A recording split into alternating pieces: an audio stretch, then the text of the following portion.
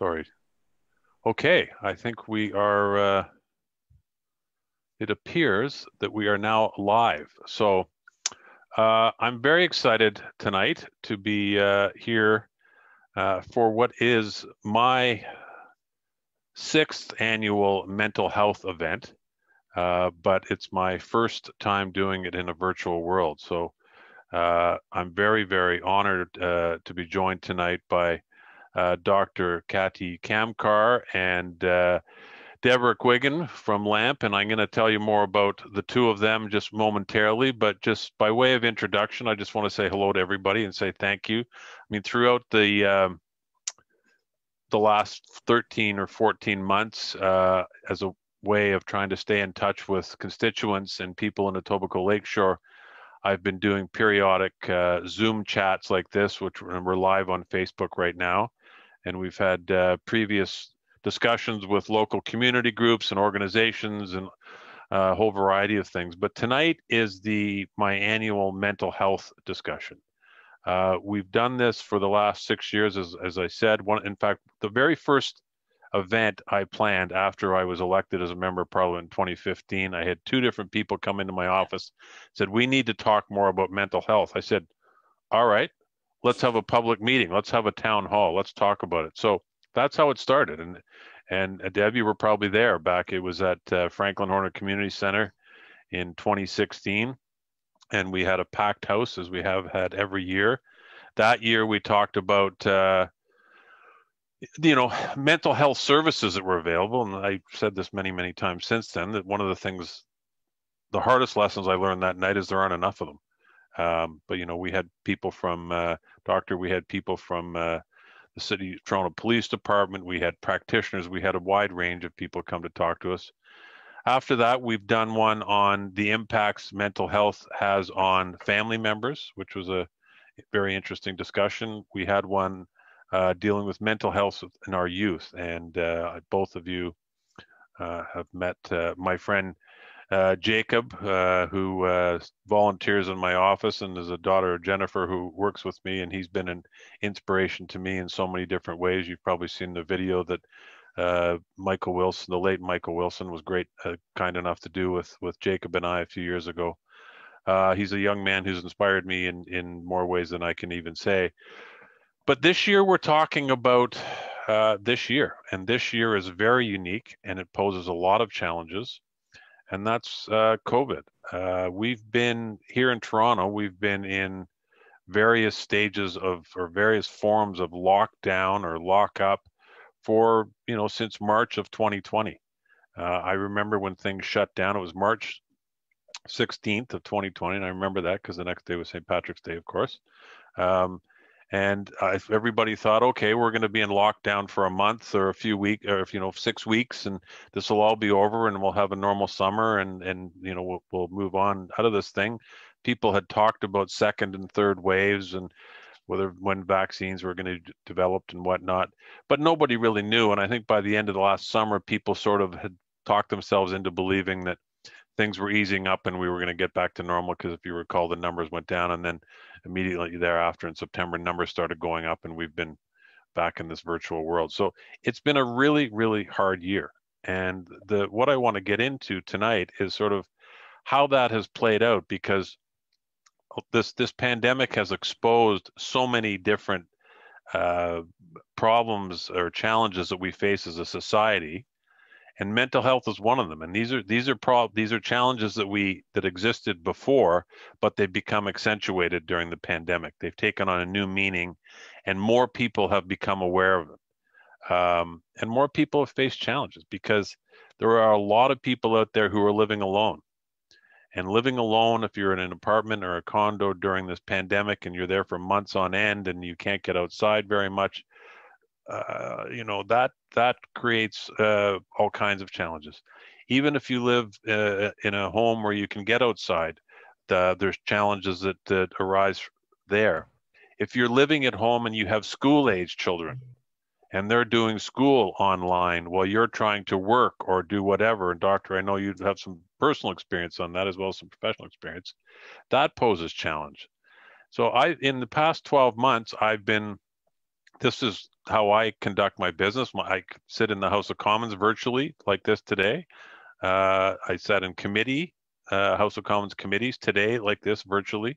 Everything is done this way. So there's that human interaction element is really gone from our lives, or at least drastically diminished. And it's been hard. So regardless of where you are, what your circumstances are, what's going on in your life, this has had an impact on you. And I realize that more and more. I mean, personally, I've got friends who I used to see on a regular basis who I haven't seen in a long time. And, there's pressures there because we all know that, people are, trying to get together in small groups periodically here and there, especially last summer. And there's all kinds of difficulties that come along with that. But I could go on and on and on, but I'm not the one here to talk about these challenges. I'm here to listen to the two of you, and I just want to say thank you again, and say how much I appreciate the two of you being here. Look, Dr. Kamkar, you're a clinical psychologist. You work at CAMH. You're an assistant professor at the University of Toronto. I have to look at your resume because there's so much information on here. I couldn't commit it to memory. You're the chair of the Canadian Psychological Association Traumatic Stress Sector, chair of the Global Law Enforcement and Public Health Association, Health of Police First Responders, executive director, Canadian Association of Firefighters, and there's a number of things that you're involved in. And you've got firsthand experience in what's taken place in the last 12 months, and I just want to say thank you and how much I appreciate you being here. And Deborah, look, you're on the ground here in Etobicoke Lakeshore, and you work at LAMP, and everybody in Etobicoke who's listening tonight knows how important LAMP is to our community. And it's important to our community because of all of the tremendous services that are offered, and they're offered because of people like you. Now, Deborah, for those of you who don't know, is a registered practitioner with the Ontario College of Social Workers, member of both the Ontario and Canadian Association of Social Workers, employed as a client specialist, and is the team lead of Among Friends Community Mental Health Program, a satellite program of LAMP. You've also been a lecturer at Humber College, Ryerson, and University of Toronto. So I am very, very graced or lucky tonight to be graced with the presence of both of you to talk us through this. So enough from me. I will turn it over to the two of you. You can make some remarks, and then we can just have a chat. And I know, and we're online on Facebook, and I suspect some people will have some questions that will pop up during our conversation. And I believe I've got some that have been sent in advance because this was advertised on Facebook. So that was a very long introduction, much longer than I planned on making, and I apologize, but I am so excited about the two of you being here. So, Dr. Kamkar, why don't I start with you and turn the floor over to you? Thank you so much. And I am absolutely honored and delighted to be in this very important event. So thank you so much for inviting me. And most importantly as well, I would like to thank you for all you do, really very much so. So thank you for all you do. And of course, this very important event. Before even COVID, we know first of all, we're talking about mental health, but health is health, whether we're talking about mental health or physical health. And we already knew also the data prior to COVID, by the age of 40, 1 in 2 Canadians have or have had mental illness. And this should not be surprising, just as physical health problems are very prevalent. If we're not impacted, we all know someone who is impacted by physical health problem. And the same goes for mental health problems. With the COVID-19 pandemic, of course, we do know the mental health needs of Canadians have been on the rise. We have great surveys and the data continuously working on, certainly from a variety of organizations. We know Center for Addiction and Mental Health, in partnership with Delvinia, has been capturing the mental health needs of Canadians. And it's important for us to do that because it is really with data that we are able to inform organizational strategic priorities, government policy, and also the health system protocols. But we do know in terms of the depressed mood, anxiety, boredom as well, sense of isolation, loneliness. And of course, we all know as human beings, whenever we are exposed to uncertainty, it provides more room for worrying, more anxiety. And it starts with a what if question. And of course, that what if can quickly turn into more a catastrophic theme. Now, we also have seen that COVID it's more like a kind of a grief, of course. And grief, we can view it on a continuum here, where on one end of this spectrum, people might say, I miss going out and grabbing my coffee, hugging loved one, or, as you mentioned, I want to play golf and go out to, let's say, people might say, I miss dining out and celebrating my birthday with everyone, to, of course, the other end of the spectrum, having to deal with very much a tragic events in terms of losses and death, or being in hospital and not being with close family members. And we have had to create this new normal, so quickly adjust to the pandemic. As you noted, we thought that, it might last maybe 2-3 weeks, and then who knew that it is now over a year. So we have had to create a new normal, not only once, but continuously continue into this state, right? Because of the tremendous fluidity and uncertainty, we need to constantly adjust and to create new normal. Of course, that can go on for another 10 hours, but I'm going to stop talking because so that we have our very dear Deborah as well. Yeah, well, thank you, Deborah. Look, you're on the ground here in the riding, and you're dealing with the people who are, experiencing all these things we're talking about. So again, thank you for being here. You're welcome, and I'm very pleased to be here. Thank you for inviting me. Yeah, we're on the ground, and I've lived in Etobicoke Lakeshore my whole life, from I guess when I was 4. So I won't tell you how many years that is, but I was around when LAMP first opened. And I've been working in mental health in Etobicoke Lakeshore for the past 20 years at LAMP. So it is so tough right now. And I think what we're doing as much as we can at LAMP is we're embracing people who are able to come to us, phone us, and provide the type of support that they need on an individual and unique basis. And that looks very different right now than it has in the past. I hear a lot about, the golf is, we can't go golfing, we can't go to tennis courts. Is the playground open? Is the playground not open? Is the playground taped up because they think we can't take the tape down? There's been all sorts of ups and downs over the past year. And I think what happens at the other spectrum, so I work with a lot of people who live in isolation all the time. That's one of the criteria for getting into my mental health program, is that you're someone with a significant mental illness who lives in isolation.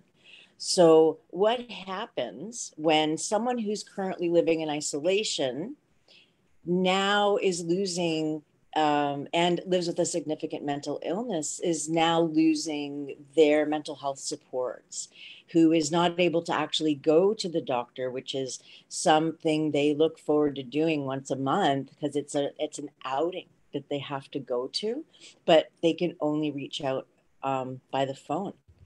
And what happens now that there's a pandemic and a lot of confusion about how to stay safe, we started off with a lot of rhetoric about, make sure you wear your PPE. And some people don't understand what that is. And it's very hard to get that message across to everyone in our community.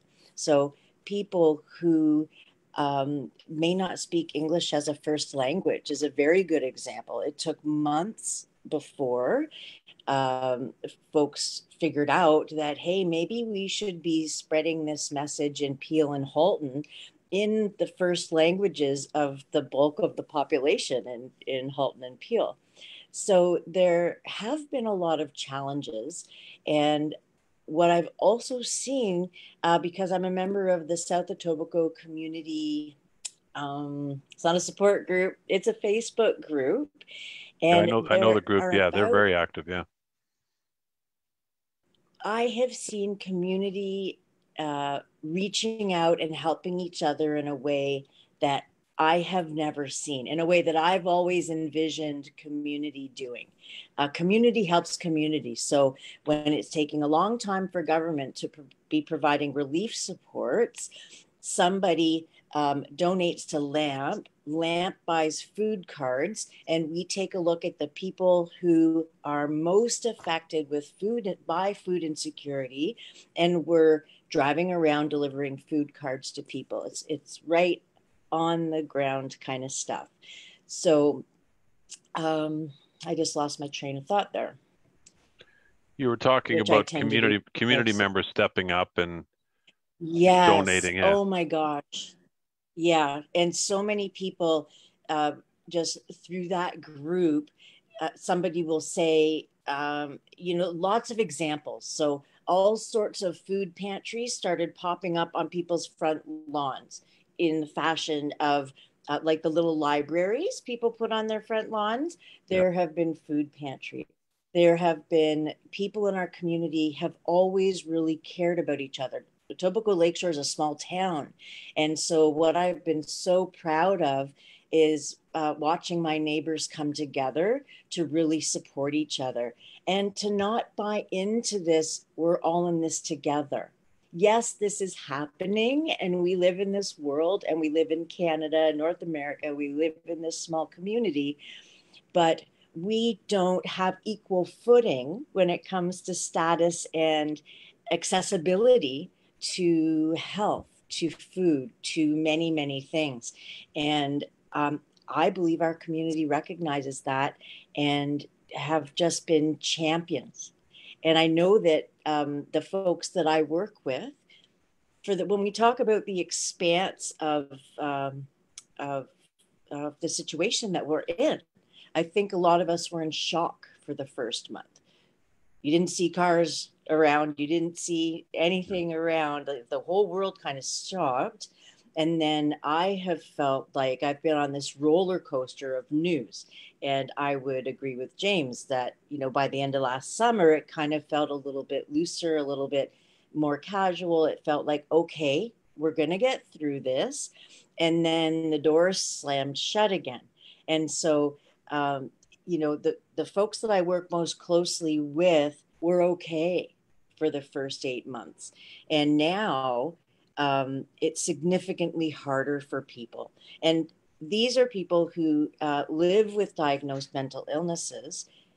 Now, what has happened is people who don't have a pre-existing condition, we're finding, we know by the news reports and the stats and everything that everybody is being affected emotionally by isolation, having to stay inside, and having their daily lives disrupted to a tremendous degree. So there are a bulk, of people who are able to work from home. So yes, that flow changes. That flow has really affected us. I find it very hard to work from home. I would way rather be face to face with folks. Some people have lost their jobs and have not been able to work. So I believe those of us who are here, we're talking about this issue right now. We've heard the news. We've heard these reports many, many times. And it's I don't know if it's a group of troopers. The recognition of depression, anxiety, and what happens when your life changes significantly is super high. And I'm so thankful that we have this topic to talk about this evening. And I must say, James, I was shocked off my chair when the first thing you did when you were elected was hold a mental health forum. It was like, who is this guy? And thank you. So thank you for keeping this conversation going, as we've been fighting for recognition for a very long time. Well, thank you. Look, I'm happy to do it, and I mean it's both of you have touched on a whole lot of things there, and there's some questions coming in now. So, Doctor, I'm going to go back to you here. So, before I ask a question, I see one comment here. It says, the mental health of so many people in Canada has been impacted by the pandemic. Sadly, there's no vaccine for mental health.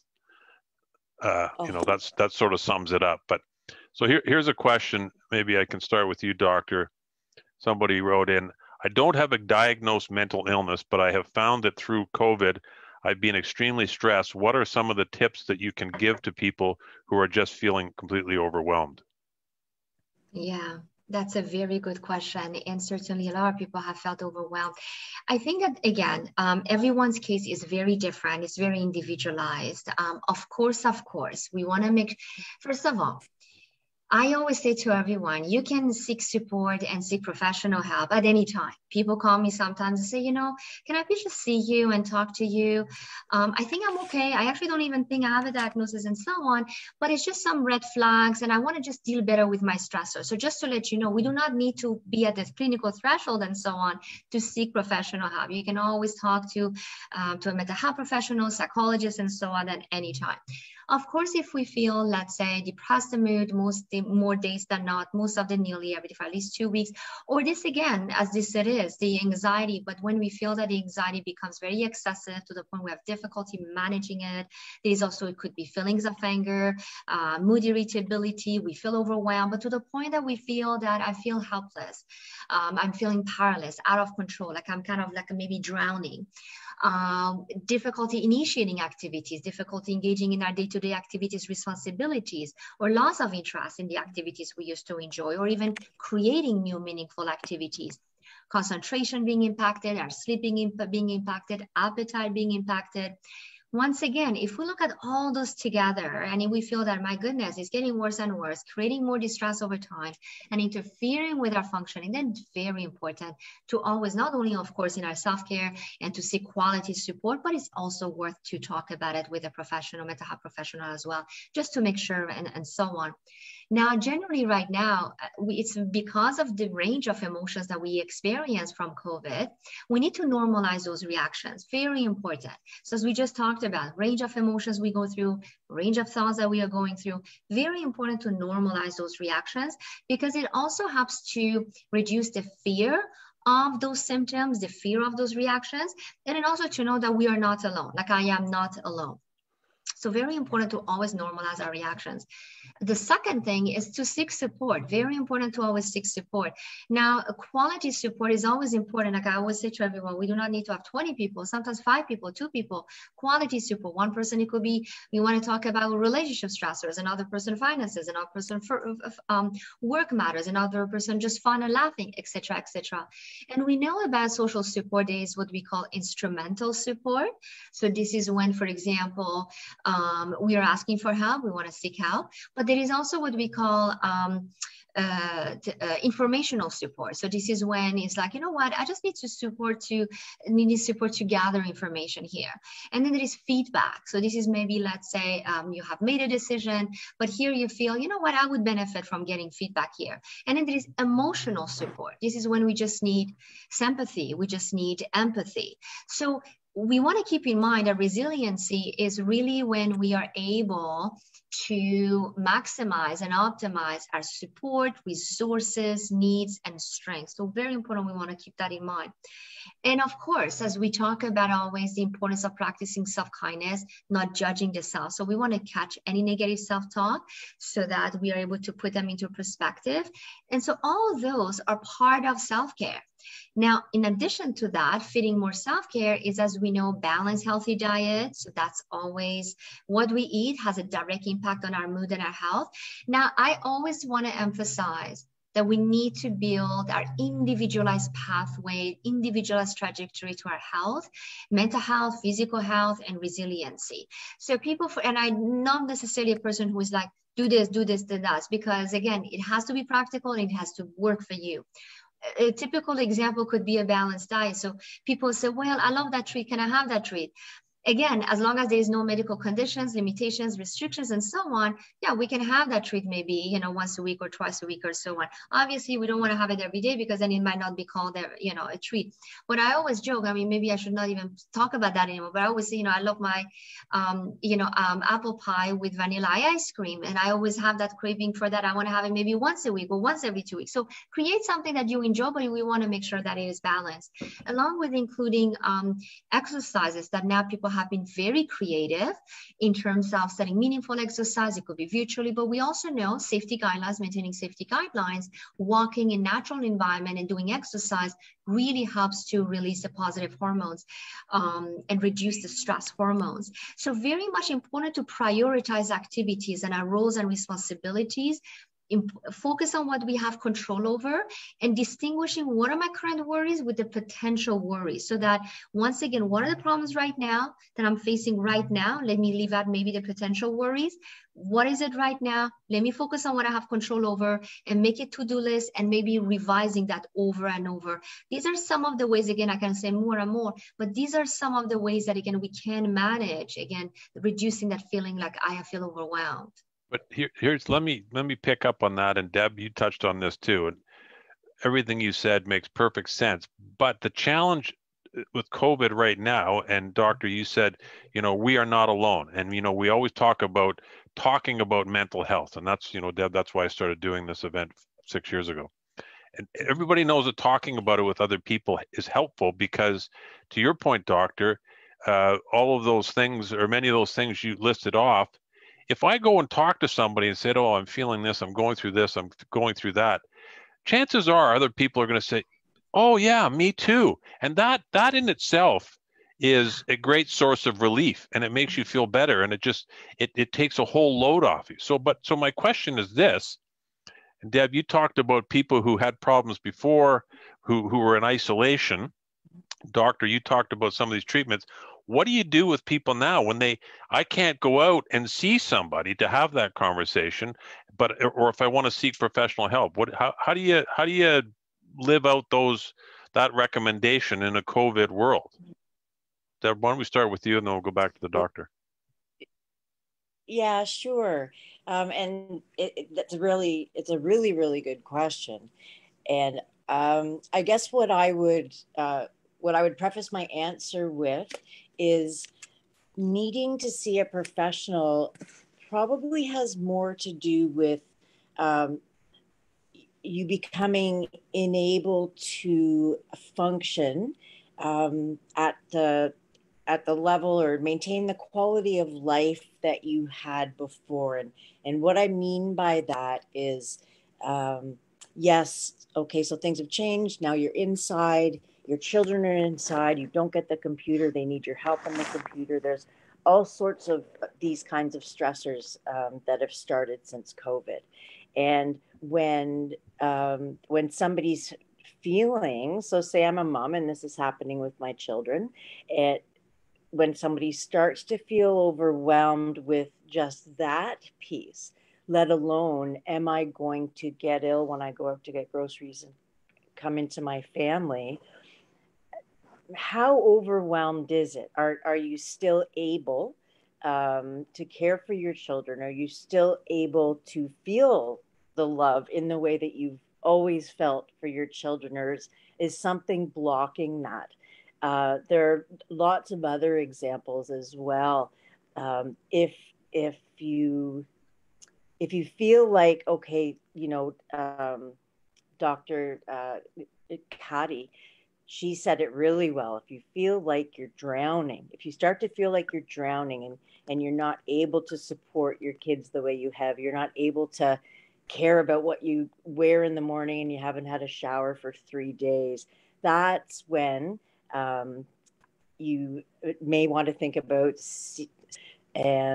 or looking up websites like the Canadian Mental Health Association that has many lists of tips, especially about COVID, because that's what they're doing right now. Not just the tip or the fact sheets, but they have direct resources to lines you can call for free and just talk to somebody. There's things called a warm line where you can call and speak with somebody who's trained to speak with people who are feeling emotionally upset, and but they're not a suicide hotline. There are some distress lines. Again, you don't need to be suicidal to call a distress line to talk to somebody about how you're feeling. And I'll I'll shut up in 2 seconds. I think one of the worst things you can do is get in a chat group, whether it's online or, across the road with your neighbors, of a chat group of negativity, a chat group of government bashing at any level. Don't get me going down that road. The worst. Yeah. Yeah. You really, if you have any power, step away. The media has played this out, in my opinion, far too long. And they're finally starting, okay, let's just report the numbers instead of doomsday every day. But we've all been affected by that. So where do you get help? You can seek it out. So 211 is a phone number that will give you say where you are, and you say what kind of mental health support you're looking for, and they can connect you to an agency that's close to you. Right now, you're going to get help over the phone or by Zoom like this. So it's 211. Take a look at the Canadian Mental Health Association, and of course, the Center for Addiction and Mental Health. There are people there for you, and you can call LAMP. We have 2 social workers at LAMP. My program's called Among Friends. We're a start. I could help you navigate services if my service isn't appropriate, but to get you to the right person. So no door is the wrong door was one of the big bylines for community mental health for a long time. Great, thank you. Doctor, what about you? Have you been dealing with some people virtually or by phone, or how have you been sort of carrying out some of the things we talked about? You mean in terms of professionally or just Yes. So what we have seen is that so I'm a clinician, so I do my community work, I do research and the teaching and everything, but I am a clinician. And prior to COVID, there was a virtual platform, telemedicine. But of course, since COVID, people have gained more knowledge, and needless to say, when COVID pandemic happened, I sent a joke on social media, and I said that the one thing we have all earned is a college diploma degree in technology or computer, because somehow, however it is our knowledge, we had to optimize it, and we had no choice for our survival. So clearly, it has been part of our strength and positive resiliency. Now, in terms of the virtual platform, it has exponential significantly, like over 3,000%, and which is wonderful, because when we are talking, and we have data as well to support that. Yes, video sessions, of course, people is very different. So some people want phone, some people video, some people feel more comfortable in person. But when we are talking about video platform, and we have great data showing that yes, the video platform is very effective. Certainly also can be very as effective as in person. So we have the data supporting. We need obviously continuous data, but it certainly helps in terms of there is no need to worry about commute. So it could be anywhere we are like right now, in Ontario, so it could be anyone in Ontario, and no need to concern about, let's say, the traveling or costs related to traveling. So it has really very much helped to build and increase access. And certainly we do know that this moving forward in the future, this virtual platform will also continue to take center stage, because we always wanted to, again, maximize support and access. So very, very busy, definitely, with client care. General population, of course, dealing with trauma and anxiety, healthcare workers, our police and first responders, and workers who have been injured in the workplace. So very, very, very busy. Now, I think that, again, going back as well to your initial question, you said in terms of being connected and how can we still be connected despite, like lockdown and stay at home and so on.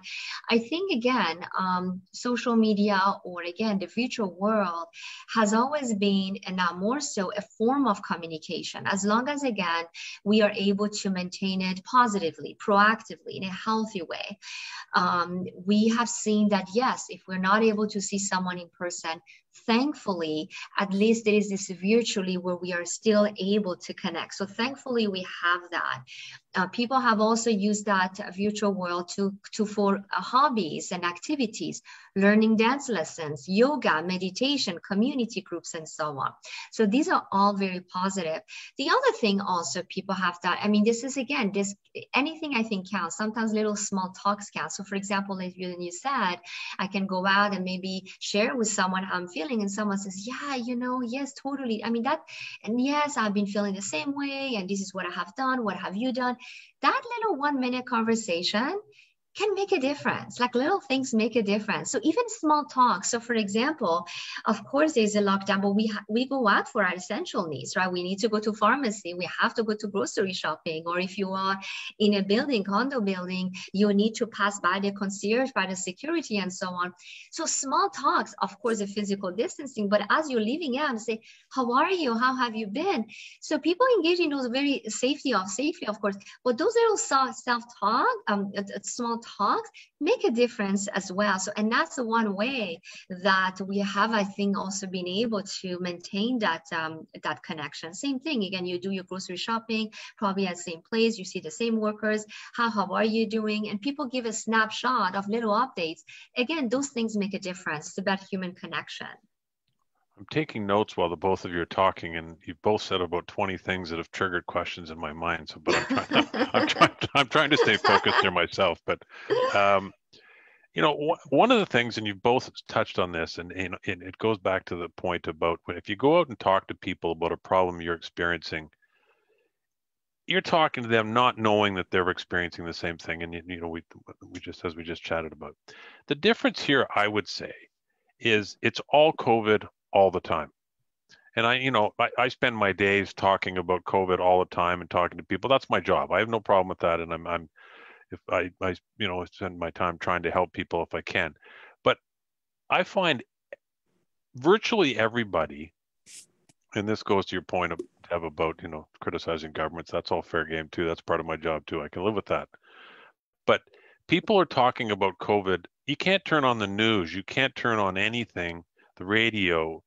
Every news story, every conversation I find that people are having publicly or privately, whether it's on Zoom or if you see them in the store, it's about COVID, and that in itself becomes a real burden, and it can become a very negative thing. I know somebody put a comment on here about love the comment about not being negative. Like, I remember when I'm a hockey fan, and I can remember when the NHL season started in January.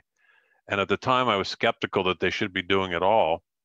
But then I sat down and watched the first game, and I said, that's the first time I've sort of felt my old self in a long, long time. Like, I didn't realize until the game was over. I said, that was an incredible experience, because here I was watching a hockey game. It felt normal.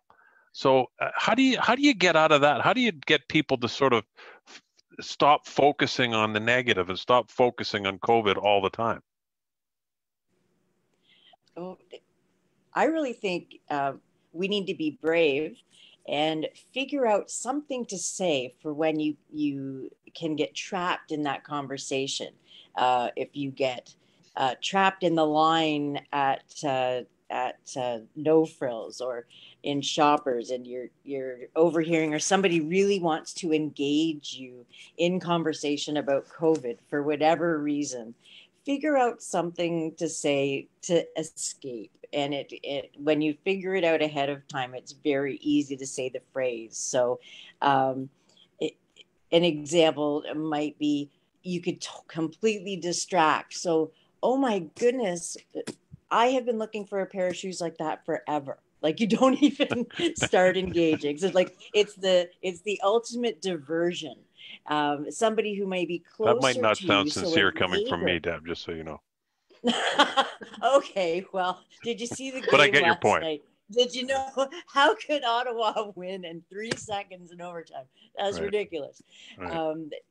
Some kind of diversion, and laughing is what we do. I can't believe, as a social worker, that so much success and so much self-efficacy comes out of allowing people giving people space and holding space with people just to laugh. And this is taking nothing away from the grief people are going through, from the losses we've suffered, from the negative and tragic events that have happened throughout COVID.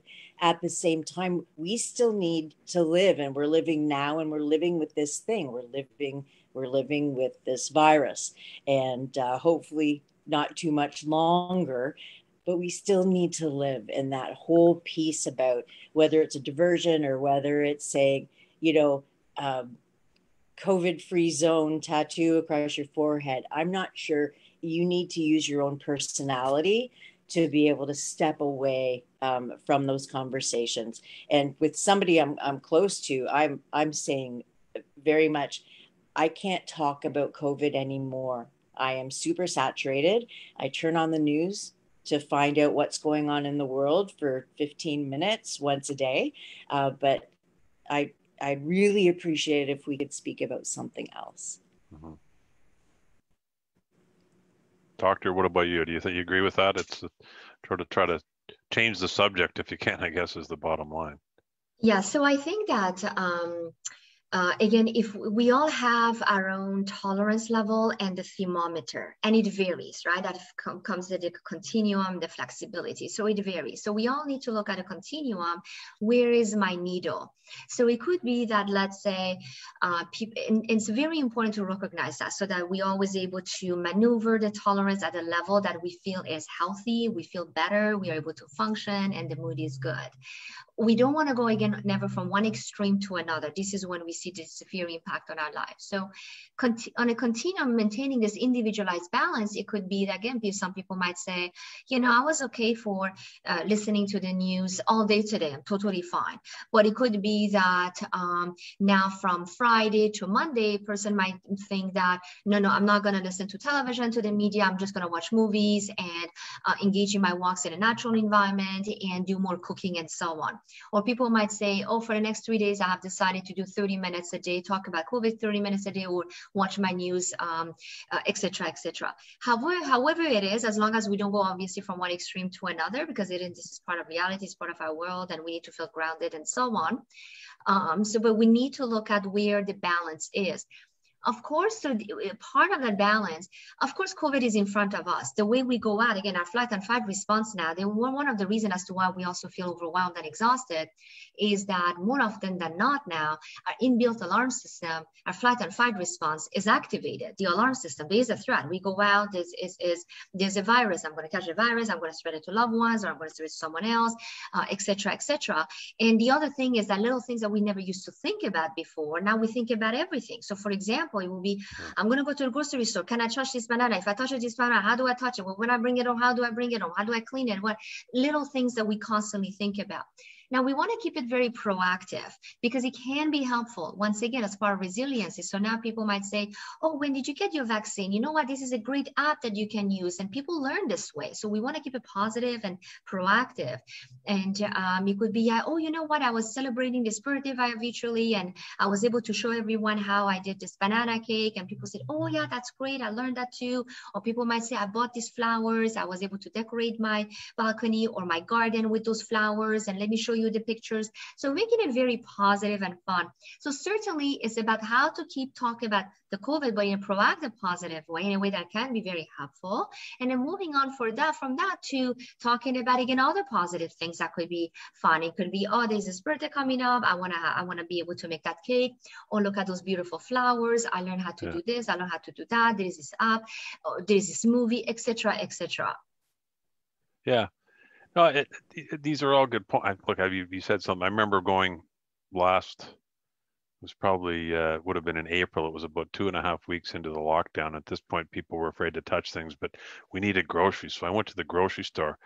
I had hand sanitizer. I think I sanitized my hands every time I came near to touching something. By the time I got back to my car, I'd used about a whole bottle of the stuff, but we've evolved a long way. I mean, people have sort of slowed down. And there's another challenge. And again, I'm just sort of stream of consciousness here to some extent. But in my days, and both of you must experience this to some extent as well, I get the extremes. I get people phoning me, complaining that people aren't following the rules, complaining that, this is happening, this is happening.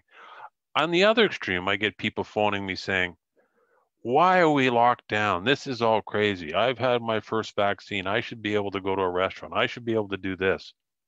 So there's this societal clash going on too. Sometimes I feel like I'm right in the middle of it, but again, that's my job, so I'm not complaining. But it's an interesting dynamic. So how do you deal with people on the extremes, I guess is my question. Do you sort of give public health advice? I mean, you have to. Yeah, I think it's always. Yeah. Oh, so sorry. Go ahead. No, that you're a doctor. You could go first. No, Doctor, you go go ahead, first. You go first. You go ahead. Thank you, all right, Deborah. Deb, you Thank you. Go ahead. Go ahead. Okay, that's fine. That's fine. So people on the extremes of course. So we're doing instead of doing a lot of psychoeducation right now, we're doing a lot of COVID education. We're doing a lot of Toronto Public Health guidelines, reminding people. And when somebody's quite emotional about, people on the sidewalk aren't wearing their mask. I can't even go to the drugstore. When I come out, somebody's coughing on me. And then the other person who can't play golf or can't, how can they close the lake? I can't even sail my boat, that kind of thing. I try to obviously you're empathizing with people, you're giving them your time, you're listening, but there's a focus on what any of us are able to control in our own lives. And so if we can recognize we can control this piece, but we can't control that piece, and it wouldn't be you brushing anyone off and saying, well, I can't control anybody. It's really the focus that will help somebody get through. So yes, I empathize. I get it. And the directions about how to proceed throughout this year have been confusing. And I'm not going to try to talk somebody out of that, well, now give them another list to try to remember. They are confusing. And the best website, the best resource to get the list of what we need to do as of May 13th, 2021 is the Toronto Public Health page. I don't know if your website right on the front page has COVID stuff. I know when I'm looking stuff up, it's the Toronto Public Health guidelines and what they've most recently put out. But it really is a piece of control, and it's empathy when you're talking with folks. So you're right on this person's side. They're complaining about not being able to do X, Y, Z, and you're also on the other person's side because we can't pick sides. We're empathizing with people going through an unprecedented time. Yeah, but be honest with me. There must be times when you feel like just saying, "Come on, you can't really believe that." I mean, it's because it is frustrating sometimes listening to people. Yeah, I'm not saying that it's not frustrating. I'm just saying that it's my job to be neutral, and the social worker's job is a little different than yours. Yeah, no, I had an experience a while ago, and I've told some people about this where I do exactly what you say because I get both extremes, and you try to talk them through it, but and sometimes you can't always share your own personal views on these things. But I had somebody I know really well call me about something which they had done something that I had disagreed with, and I was able to speak my mind. And I said, I have to be honest with you. I said, I'm glad you called to complain about this because that was very therapeutic for me, being able to say what I really think to somebody, about some particular rule that we were talking about. So there's all kinds of challenges like that. So the doctor, sorry, we cut you off earlier. No, not at all. And it's tough, right? It's very tough. I think that obviously when people talk about any of those things and they make the phone calls, there is some level of distress we can appreciate. And I think that we always, as human beings, we want to be heard. So I think that even when you're just there to listen, that is also healing. That's very helpful. The fact that, you know, someone is making a phone call and the phone was picked up and there's a live person and you're just there to listen. So obviously you have to watch out for yourself too, because that can also be overwhelmed to take all the time, everything and so on, right? So we need to watch, you know, our own threshold and so on, right? That we were talking about earlier. But I think that anything that you do, that of course, sometimes we might feel like totally helpless, but no, I think that any little thing matters and you need to give credit to yourself for that too. Any little thing matters. So just the fact that the phone is picked up and there is a live person and this person is listening, my goodness, it makes a difference, because in our life, we want just someone to listen. And sometimes, again, it could be very different, but sometimes it could be in the heat of the moment, the emotions being super high, we might not engage in our timeout, and instead we might dial the phone and, you know, and you might be the one, the recipient who is essentially listening to that, right? So so just listening here, that is tremendously helpful. The other thing is also, as human beings, especially when the distress is high, again, whether we agree or not agree, we can also validate. There are concerns, right? Some people can make their own valid points, essentially. So it's really being there and to just validating, say, you know, I hear you. This must be very difficult. Sure, you want to be able to do those things. You want to be able to have those things back. So very much kind of validating and showing the empathy. Now, so the listening, validating, showing the empathy. Now, in terms of the rest, which is again here, as of course, as you mentioned, and as Deborah mentioned, is really around that, yeah, we are here. This is a situation that, you know, we continuously need to look at data. It has to be well informed. We don't want to keep it, you know, subjective. We want to keep it as objective possible. So that means it needs to be validated. It needs to be well informed. It needs to be science driven. All the medical and public health guidelines, the national health guidelines, and these are the data showing us, and we need to go with those. And of course, they're always trial and error, and everything is revolving, but we are going through the passage that it has to be as objective as possible and going through the data. So again, is that going to make everyone happy? No, but they can, again, once again, the same thing, they can express it, but just the fact that again, they express it and you were there to listen as a live recipient and validate that on the in and of itself is going to be very helpful. Okay. All right, here's a two-parter, sort of a bigger question. I mean, mental health, you know, when I was a kid, nobody talked about mental health issues. I mean, it was just, you know, it was taboo. You didn't do it. You know, young people now, they're comfortable talking about it. It's a discussion that people have freely. Even people my age are coming around and starting to feel more comfortable, but we're not quite there yet. I mean, even still, you know, when I'd have my events or you talk to about people, there's still some people who are still a little bit not completely comfortable talking about it. That's changing. So my question is two parts. The first one is, do you think that the COVID, the lockdown, the pandemic, because it's become such a bigger discussion and more people are talking about it, and unfortunately more people are experiencing it, do you think that that's going to I was going to say enlighten, but that's the wrong word. Do you think that's going to create a new environment where people are more freely able to talk about it who weren't before?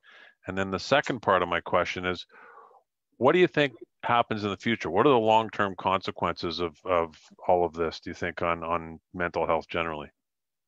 Sorry, there's a lot in there, but is it for me? Sure, go ahead. Or go ahead, Doctor. Yeah.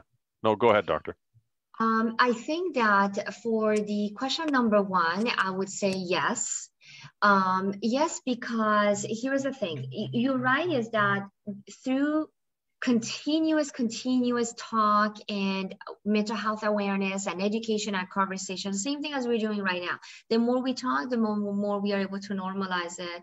And we are able to reduce the stigma. We have been able to reduce the stigma in the past 5 years, more so in the past 10 years, more so in the past 5 years, even more so in the past 2 years, which is all wonderful. You're right that yes, because of the mental health needs of Canadians have been on the rise, and now we are increasing talking about it.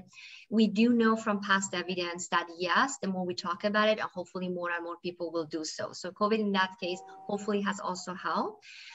Certainly our people who never experienced any mental health concerns before, but as a result of COVID, they have experienced it. We have to face it as well. With COVID, a lot of our protective factors have been removed. Just the fact that we are not able to engage in those constructive, proactive, positive, meaningful activities, which were protective factors, they have been removed, and we have had to create new ones to again build our resiliency and our health and everything. So continuous conversation is very important, but then also the plan of action and continuous data and everything. The second, going back to your just a response to your second question, we need data, and that it has been continuous. So first of all, within CAMH, the Center for Addiction and Mental Health, it has created a great resource hub. So camh.ca/COVID-19, wonderful resource hub for a lot of questions, guides, and self-help and questions we can address, and so all COVID related. But and the goal is to engage in continuous studies and surveys to track the mental health needs and certainly the long-term impact as well. So we do need to be able to answer this question continuously. But our goal is also always focusing on proactive measures on prevention, on building our resiliency and early intervention and treatment, and again, building access to care and resources so that we can minimize, we can optimize needs, but we can also minimize, again, the pain and the suffering. Deborah, do you agree? Absolutely. And I think in plainer language, and I really believe that the conversation has been cracked wide open. I'm hearing more about anxiety and depression, and people wondering if they're being affected by either of those things, or if they're just plain going crazy and like, help, and what do I do? I really believe that all of the media outlets, and I think most of them, have done huge pieces on mental health, and not just for Mental Health Week or Mental Health Month, but throughout this time, there have been some wonderful, artfully done, tastefully done pieces around mental health, mental illness, getting care, getting support. That's starting to normalize. Health is health. Dr. Katy said that right at the beginning. Why we're separating physical from mental is beyond me. It's health, and the more people talk about it and get support from each other. We have a lot of peer support groups, and we have a lot of trained peer support workers. And what a peer support worker is, it's somebody with lived experience of having a mental illness, now working in paid work to work with people who have a mental illness but aren't at the recovery phase yet of wellness. They're still on their journey towards wellness. So yes, the data is critically important. The continuous conversation, and at all levels. So the conversation over a beer when we can finally have a beer again, over a table in public somewhere. Whatever it is, to be able to say, I've been feeling sad, or to be able to tell your best friend of the past 5 years, you know what? I live with bipolar disorder, and I just felt like it hasn't come up because I've been well for a while. I take meds, but it is a big part of my life, and I really wanted to share that with you. The more we talk about it, the more those conversations can happen, and people will get help because they won't be afraid. It's the self-stigma that prevents people from getting help. Not only, but that's a huge piece, the inner shame, the why me, the I'm different, all of that is what prevents people from getting help. So the more we hear about people getting help for mental illness, and talk about mental wellness everywhere, schools, workplaces, all of it, the healthier we'll be as a community. Listen, I agree with both of you on my on both questions actually, but on the first one, I mean this discussion, take technology. If you'd asked me to join you on a Zoom call 15 months ago, I would have said, "What's a Zoom call?" Um, I've talked to somebody in the banking industry, and they said the banks had a 3-year plan to move people onto the online banking, and it's all happened in 3 months. It's happened out of necessity, and I think the discussion on mental health has had the same consequence, because it's become a bigger problem. It's become more widespread in different ways that people didn't even recognize, and people who weren't affected are affected, or people who didn't realize they were affected now realize they're affected, and they're now more willing to talk about it. So that, I think, is if there's a positive outcome, that may be it, because now people are going to be even less afraid to talk about it and address these issues. At least that's my hope. And on the second part, I guess we won't know, but you're right. That's going to be a data-driven discussion, and it's going to go on for a long time. This isn't something that ends the day everybody's had their second vaccine. This is going to go on for. But I'm very sorry. No, go ahead. I was going to say I'm very hopeful that this is going to change public policy regarding health and put more money into mental health funding. I really am. I'm so excited to see what comes out of this once we're finished grieving it, because this is the only way it could have happened as quickly as it needed to happen, because we should have been, you can say should have, 20 years ago, we should be having these conversations. So exactly. Yeah. I mean, my prime minister has been very vocal on mental health issues since we got elected, and it's something he's felt very passionately about. But it's never enough. And I think, to your point, other people who are slower to come around to, doing some of those things are coming around. And that's a positive too. And I think, mental health is health. It's that simple. It's part of it all. So look, I'm afraid we're going to have to. I could sit here and talk to the two of you for the rest of the evening, but we're going to have to wrap this up. And you said something about, when this is over, what are some of the things that are going to happen? People ask me, and I'm sure they said, when this is over, what do you want to do? And I'm sure they're expecting an answer like, well, I want to go here, I want to do this. My answer is very simple. I want to get my hair cut, and I'd like to go have a beer with somebody. Yeah, simple things in life, honestly, right? Exactly. It's not complicated. So and I mean that genuinely. So look, I honestly, this has been a very special discussion. I thank you both. I know we've got a lot of people who have been watching. I know I've been that's why I keep sort of looking away. I've been watching some of the comments on Facebook. Some of the questions, we didn't get to all of the questions, unfortunately, but the beauty of doing it in this format is we can follow up with them after. I would like to stay in touch with both of you on these issues going forward, because they're very important to me and to everybody in all of our communities. So just if there's any sort of parting words or concluding remarks you want to leave us with, I'd love to hear from you. So Deborah, why don't we start with you? Just quite simply, you're okay, your family's okay, and your community's okay. We're sticking together on this, and express yourself with loving kindness anytime you can, and you'll feel better for it. Thank you. And thank you for having me. Dr. Kamkar, what about you? Are you? Yeah, if I can read for you my favorite quote, and I think that it's actually very related to what Deborah just said, and a lot of the examples we talked about, and a lot of examples that you just mentioned, James. It's a quote by Brené Brown. So it's just one sentence. It turns out that trust is in fact earned in the smallest of moments. It is earned not through heroic deeds or even highly visible actions, but through paying attention, listening, and gestures of genuine care and connection. And I think everything we talked about here is really that, the essence of humanity, the real connection.